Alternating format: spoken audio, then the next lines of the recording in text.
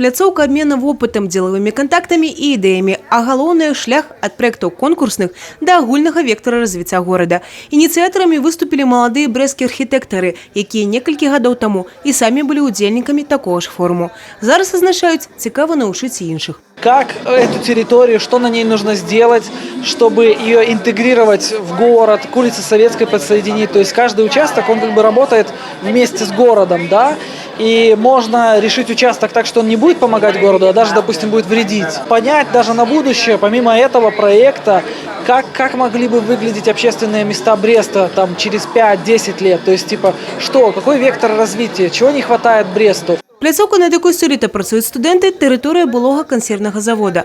Ён працаваў до 2010 года, а пасля быў зачынены. Зараз тут арт-прастора кансерва. Яе гаспадары падкрэсліваюць, ідэі юных архітэктараў могуць знайсці адлюстраванне ў канцэпцыі уладкавання будынка. Пустить сюда большое количество студентов была нашей идеей уже давно. Собственно говоря, это студенты-архитекторы, которые и молодые ребята, для которых это делается, кто в дальнейшем будут пользователи этой территории. И нам было важно услышать их мнение, что им не хватает в городе, чтобы им хотелось видеть и, главное, как это должно выглядеть. Сярод удзельнікаў студэнты не толькі нашай краіны. Ёсць госці з Расіі, Польшы і Украіны. Яны працуюць у камандах. Задача – зрабіць прастору цікавай, сучаснай і зручнай.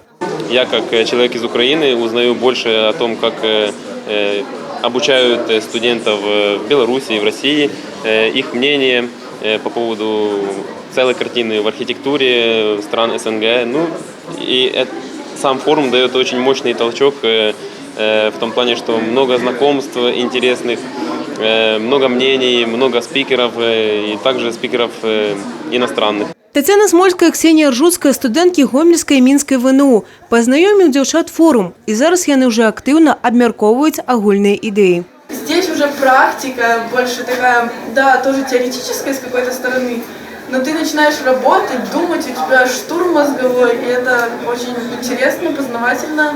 И я считаю, стоит ради таких мероприятий ездить, ну, не только вот в соседние страны, там, города. Для меня это такой первый опыт, и, в принципе, интересно увидеть, как это работает, что это, и почерпнуть, да, как сказала Ксюша, знания новые, то есть это очень интересный опыт. И не только креативный штурм. Для пачаткоўцаў штодзень праводзяць лекции именитые архитекторы из Индии, Польши, Германии, Украины, России и Беларуси. Яны дапамагаюць командам падчас работы. У мінулым месяцы я быў на канферэнцыі ва ўкраіне, дзе мне і распавялі пра Art Evolutions, пра вельмі цікавую канцэпцыю. Я заўсёды веру ў тое, што адукацыя спачатку да штодзённых заняткаў, воркшопаў і агульнай калабарацыі гэта вельмі цікава, і я рады быць тут. Фінальная прэзентацыя праектаў будучых архітэктараў адбудзецца ўжо ў гэтую суботу. Евгения Мороз, Тыгран Акопян, тэлерадыёкампанія «Брест».